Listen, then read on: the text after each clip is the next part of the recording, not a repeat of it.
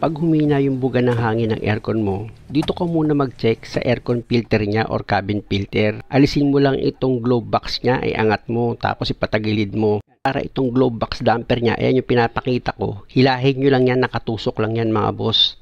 Tapos ito namang cover dito sa cabin filter mo, nakaklip lang yan, angat mo lang sa dalawang gilid niya. Tapos matatanggal mo na itong cabin filter mo. Kung makikita nyo yung cabin filter mga boss, masyado nang makapal yung alikabok niya, kaya humina yung buga ng hangin ng aircon mo. Ang gagawin ko dyan mga boss, nakita nyo naman, di ba? Ibinabad ko lang yan sa tubig na may sabon, tapos medyo pinapagpagpagpag ko para bumitaw yung alikabok na kumapit.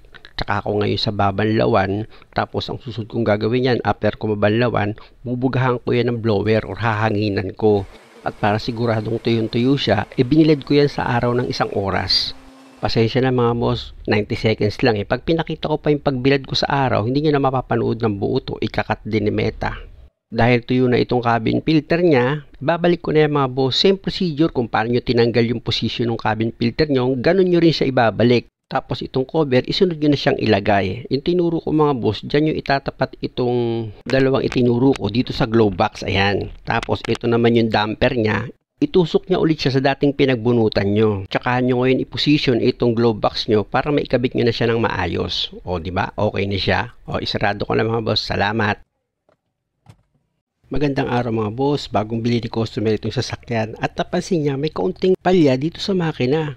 Ang sabi ko naman, palitan muna natin ng fuel filter yan. Pwedeng marumi lang. Sa pagtanggal ng fuel pump assembly mga boss, meron lang naman yung dalawang clamp dito sa fuel hose.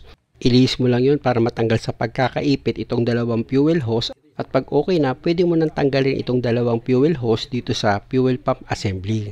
Tapos yung socket wire dito sa fuel pump sa sensor yan, hugutin mo rin. Sunod dyan, gamit ka ng socket wrench sa number 12. Tanggalin mo yung bolt dyan mga boss para yung plate na humaharang dito sa fuel filter pump assembly mo ay matanggal nang sa ganun may iangat mo itong fuel pump filter mo. At ito pang isang socket wire bubunutin ko rin. Ayan yung pangalawa. Tapos pwede mo na ngayong iangat itong fuel pump filter mo. At dito sa fuel pump mga boss, nasa loob niyan yung fuel filter. Itong araw na tinuro ko sa housing at yung araw dito sa upper pump, dapat magkatapat yan mga boss kapag binalik mo na.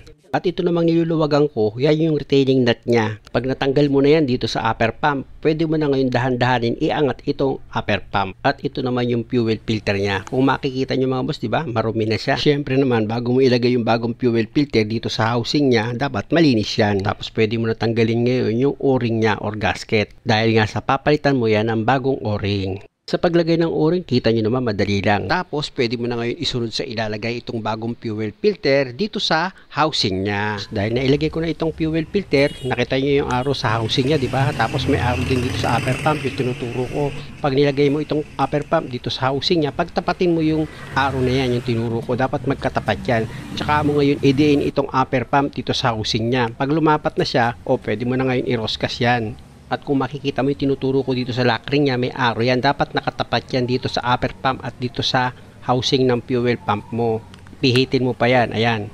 Pag nagtapat na yan mga boss, ibig sabihin yan, nag-lock na yan. Okay na, pwede mo nang ibalik itong fuel pump assembly mo dito sa dati niyang pwesto.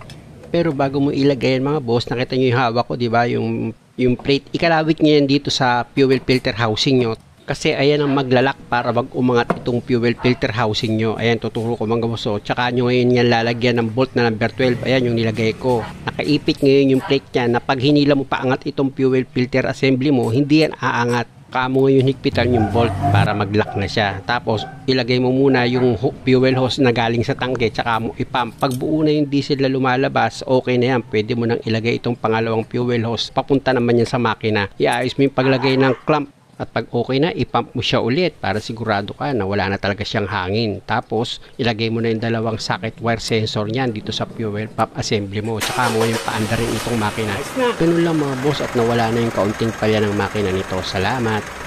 Kagandahan lang pag ganito kataas yung sasakyan mo, napakadaling mag-change oil. Una, gamit ka ng box rin sa number 17. Tanggalin mo yung drain plug. Pag kaunti na lang yung tumutulo, ibalik mo yung drain plug. Tsaka mo ngayon higpitan siya ulit. Tapos balik ka ulit dito sa ibabaw ng makina mo. Gagamit ako dyan ng 3 litrong Rev X40. Yan ang pinaka-the best na ginagamit kong pang-flashing dahil nakakatanggal yan ng mga malapot na langis na kumapit dito sa loob ng makina. Tapos start ko yan. Bayaan nyo lang siyang naka-idle at hindi nyo kailangan i-revolution. Pag na-consume nyo na yung 5 minutes, patayin nyo yung makina, babalik ka ulit dito sa ilalim ng sasakyan mo. Gamit yung box sa number 17, tanggalin mo ulit yung drain plug nyan para ma-drain yung langis na ginamit mong pang-flashing. At habang tumutulo yan mga boss, pumunta ka na dito sa oil filter mo. Tanggalin mo na rin yan gamit itong oil filter wrench mo. Luwagan mo yan pakaliwa. Tapos pag maluwag na, kamayin mo na para mas mabilis mo matanggal. Tapos bago mo ilagay yung bagong oil filter, punasan mo muna yung pinaka-base ng paglalagyan mo syempre. Tapos dito naman sa bagong oil filter mo, yung o-ring yan, pahiram mo ng kaunting langis para pag hinigpitan mo, ay hindi siya pumilipit at hindi magkaroon ng leak. Pag okay na, dito ka naman sa drain plug, ilagay mo na yan. Gamit yung 17 na boxes, higpitan mo maigi yan. Tapos may naka-ready si customer na 2 gallon na RevX RX 400. Premium multigrade yan mga boss, tahimik sa makina. Kaya ayan ang madalas kong gamit. Sa 2 gallon mga boss, di ba uubos yan. May matitirang kaunti dyan. Gumamit ka ng dipstick para sigurado. Tapos start ko na. Maraming salamat. Ang reklamo ni customer, medyo bumigat daw yung pihit niya ng manibela. Chinek ko yung pangilalim nito, pati dito sa steering niya, okay naman. Kaya tatanggalin ko itong steering shaft niya. Meron yan 2 bolt na number 12. Inuna ko tanggalin yung bolt dito sa baba. Tapos gamit ka ng ball hammer, itulak mo paangat itong steering shaft mo para bumitaw siya dito sa pinion. Ganon din sa kabilang dulo nitong steering shaft, tinanggal ko rin yung bolt na nakalagay dyan na number 12. Dahil nga sa natanggal ko na rin yung isang bolt na number 12 dito sa ibabaw, pwede mo nang hugutin itong steering shaft mo pababa. At ito na nga yung steering shaft, natanggal ko na. Ipakita ko sa inyo yung cross joint niya kung ano nangyari. Kung mapapansin nyo, itinutulak ko itong cross joint niya, matigas. Tingnan nyo, hanggang dyan lang, diba? Ayaw matulak, matigas siya. Pero dito sa kabilang dulo niya, kung mapapansin nyo, diba? Naglalaro siya. Pag ganyan mga boss, huwag yung palitan, itry nyo siya i-pre-up, kinalawang lang yung sa loob. Medyo palu-paluin nyo lang, tapos gamitan nyo ng penetrating oil. Kita nyo, lalambot din yan. Tingnan nyo, ang lambot na, diba?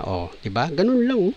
Dahil okay na yan, pwede mo na ngayon ibalik yan sa dati niyang position. Dapat lang, hindi nagbago yung position ng manibela mo pag ibinalik mo tong steering shaft, tapos ilagay mo na yung 2 bolt na number 12.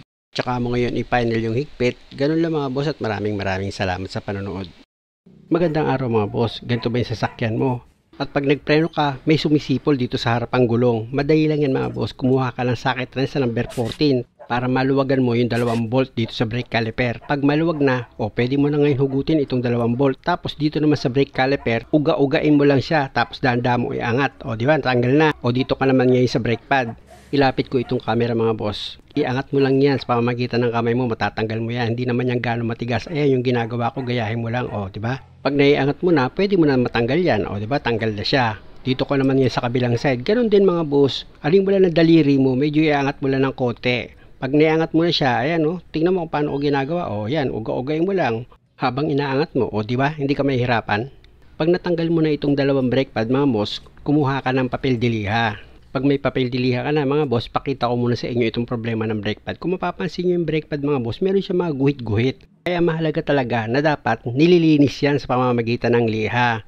Ayan kasi kadalasan ang nagproproduce ng ingay. Na kailangan matanggal mo yan sa pamamagitan ng liha mga boss. Hindi naman para pudpuri mo itong brake pad. Yun lang yung pinakaguhit-guhit lang na yun. Dito sa ibabaw ng brake pad mo, di ba natanggal ko agad? Ganon din dito sa kabila mga boss. Mapapansin mo naman pag tanggal na yung guhit-guhit niyan medyo maglalight na yung kulay niya nitong brake pad yung ibabaw, medyo maglalight na yan. At pagkatapos mo yan maliha mga boss, kikinis na siya, di ba? Wala na siyang gaspang. Kaya mahalaga na updated kayo sa pagpapalinis ng preno. Dito naman tayo ngayon sa rotor disc. Ganon din mga boss, importante na itong rotor disc nyo malinis. Nakita nyo naman itong rotor disc niya, diba? Grabe yung kalawang niya. Kaya tinanggal ko yan mga boss. Ayan yung possible, pinanggagalingan.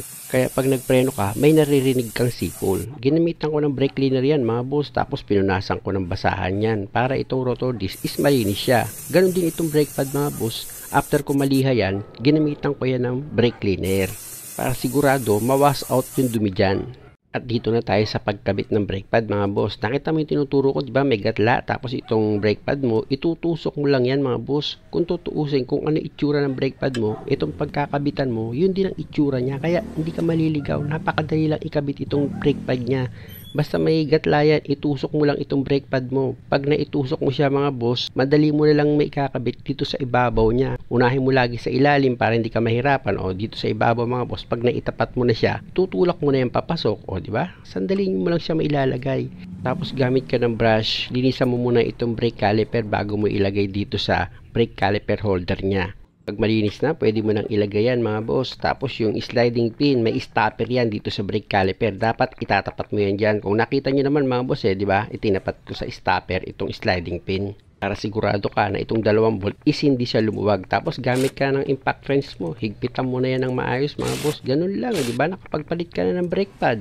Salamat!